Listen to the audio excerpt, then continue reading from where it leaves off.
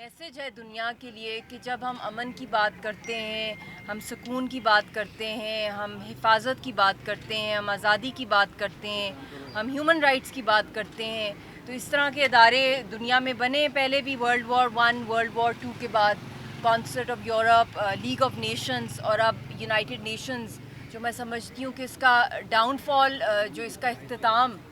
United nations کا، مجھے بہت اسٹرانگ فیلنگ ہے کہ اس کا جو ہے بہت ہی خطرناک ڈاؤن فال آنے والا ہے یونائٹڈ نیشنز کا.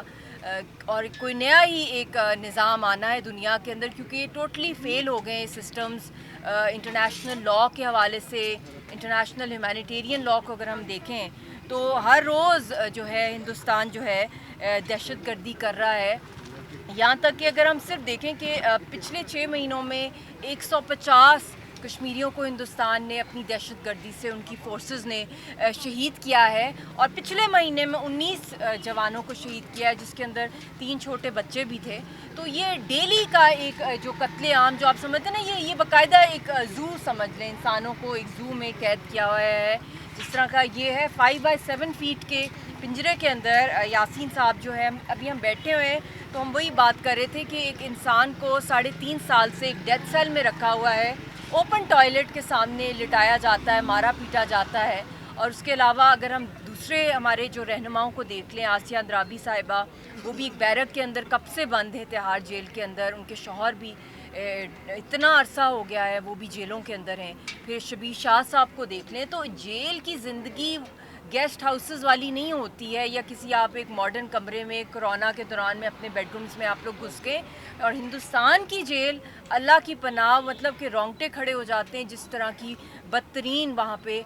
ٹارچر کیا جاتا ہے لوگوں کو. اور سب سے پہلے ابھی حال ہی میں ان 2-3 دنوں کے اندر، کیونکہ UN کا سیشن چل رہا ہے، ریلیجس فریڈم کی بھی بات ہوتی ہے، اوور آل ہیومینٹی کی بات ہوتی ہے، سوشل رائٹس کی بات ہوتی ہے. تو ہم نے تو یہ دیکھا ہے کہ وہاں پہ جتنے بھی چن کے اسلامک اسکالرز ہیں مقبوضہ جموں کشمیر کے اندر، ان کو اوپر بھی کالے قوانین جو ہیں ابھی ریسنٹلی ان 3-4 دنوں کے اندر سلیپ کیے گئے ہیں. اور اس کے ساتھ ساتھ جے ماتا کی نعرے جو ہیں وہ گن پوائنٹ پہ اسٹوڈنٹ سے مقبوضہ جموں کشمیر کے اسکولز کالجز کے اندر ان کو کرائے جا رہے ہیں، اور جو بچے نہیں وہ بول رہے جے ماتا کی، تو وہ ان کو ڈنڈے سے مارا جا رہا ہے. یہ ویڈیو سب کے سامنے ہیں. پھر اس کے ساتھ ساتھ ہم نے یہ بھی دیکھا ہے وہاں پہ کہ نہ صرف مقبوضہ جموں کشمیر کے اندر، بلکہ اب جو ہندوتوا ہے، جو RSS ہے، وہ تو پوری دنیا کے اندر جو ہے مسلمانوں کو اٹیک کر رہی ہے. چاہے وہ لنڈن ہو، چاہے وہ امریکہ کے اندر ہو، چاہے وہ کینیڈا کے اندر. ہم دیکھ رہے ہیں بہت سے انسیڈنٹس جو کہ میڈیا کے اوپر پبلکلی نہیں آ رہے ہیں، کچھ آ بھی رہے ہیں، کہ لنڈن کے اندر جس طریقے سے نہ صرف ان کو مارا پیٹا جا رہا ہے، مسلمانوں کو ہراس کیا جا رہا ہے، بلکہ اس کے اندر مین فوکس ان کا اس میں یہ بھی ہے کہ جو کشمیری ڈائسپورا ہے پوری دنیا کے اندر، ان کو بھی جو RSS کی غنڈہ گردی ہے اور دہشت گردی ہے مقبوضہ جموں کشمیر سے لے کر اب وہ گلوبلی جو ہے اس کا جو رخ جو ہے وہ چینج ہو گیا ہے. اور ابھی ایک اور کچھ عرصہ پہلے یاسین صاحب، گیلانی صاحب، میروائز صاحب، ان سب کے جو فونز تھے،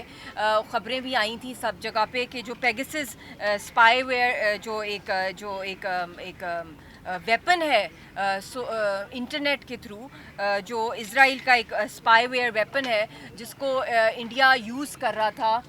سارے جو کشمیر کے اوپر ایکٹیو ہیں یا کانگریس کے اندر جو لوگ ہیں، اگر پرٹیکولرلی مقبوضہ جموں کشمیر کے حوالے سے جو انہوں نے بگنگ کی اور جس طریقے سے باہر وہ اپنا وہ ڈیٹا جو تھا وہ پہنچایا جا رہا تھا، جو کہ کمپلیٹلی اللیگل ہے ان اسپائی ویئر ٹیکنالوجی کے تھرو لوگوں کو اس طرح مانیٹر کرنا. اور اس کے اندر اب تو ان کا کیس جو ہے،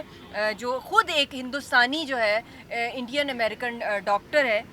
جن کا نام ہے ڈاکٹر لوکیش، انہوں نے US کے کورٹ کے اندر ہندوستان کے جو پرائم منسٹر ہیں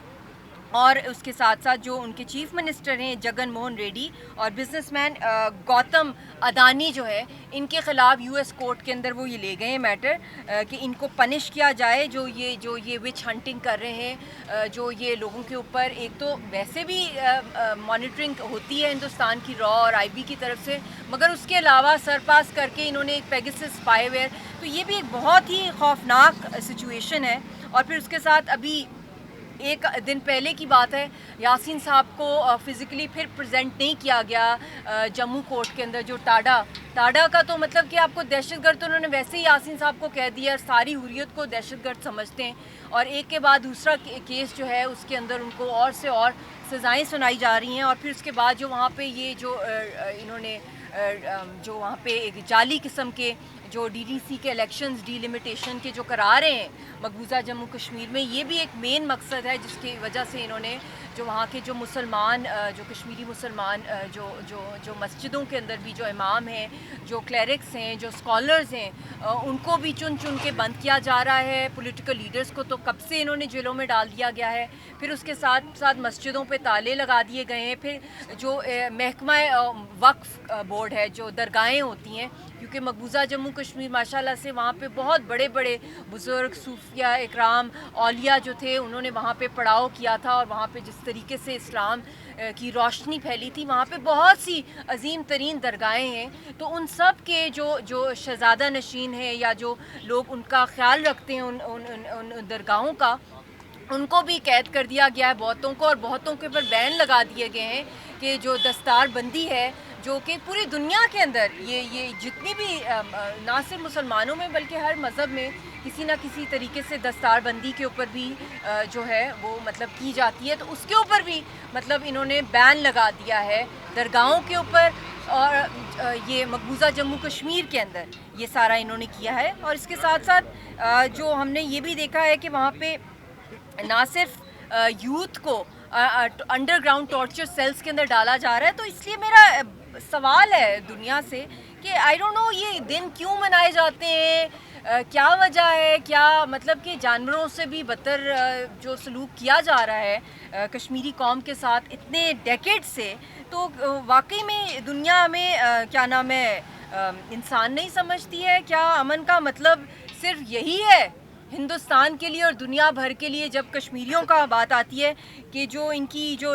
لاشیں ہیں ان کے اوپر وہ امن کی جو ہے شمع روشن کرنا چاہتی ہے دنیا کشمیریوں کی لاشوں کے اوپر. اور یہی مطلب ہے ان کا کہ جب سارے کشمیریوں کو یہ ہمیشہ کے لیے ایک نیند سلا دیں گے تو پھر یہ سمجھیں گے کہ امن آ گیا، ایک شانتی آ گئی ہے، ایک سکون آ گیا ہے. اور یہ بھی رپورٹس آ رہی ہیں جو ایک اور بہت شاکنگ بات ہے، جو نہ صرف ان مارکڈ گریوز کی بات آتی ہے کہ بہت سی ہزاروں کی تعداد میں جو ہمارے معصوم کشمیری ہیں ان کی نہ صرف کہ ان کی ڈیڈ باڈیز نہیں ملتی، مسنگ پرسنز میں چلے جاتے ہیں، بلکہ ان مارکڈ گریوز کے علاوہ جو ڈیڈ باڈیز ہیں ایک تو میوٹیلیٹ کیا جاتا ہے اور ان کی آرگنز کو نکال کے ان کو اسمگل کیا جا رہا ہے. کشمیریوں کی ڈیڈ باڈیز سے ان کے آرگنز نکال کے ایک بہت بڑے ایک جو ہے ایک ٹریفکنگ کی جا رہی ہے، آرگن ٹریفکنگ پورے دنیا کے اندر، اور ہندوستان اس کے اندر بہت انوالوڈ ہے. تو ہر لحاظ سے اگر دیکھا جائے political, religious, economic freedom, socio economic rights, کون سا رائٹ ہے جو کشمیریوں کو مطلب کہ سانس لینے کا بھی رائٹ نہیں ہے کشمیریوں کے اوپر. ہر طرح کے بیریئرز چل رہے ہیں جو اس وقت ہوتے ہیں.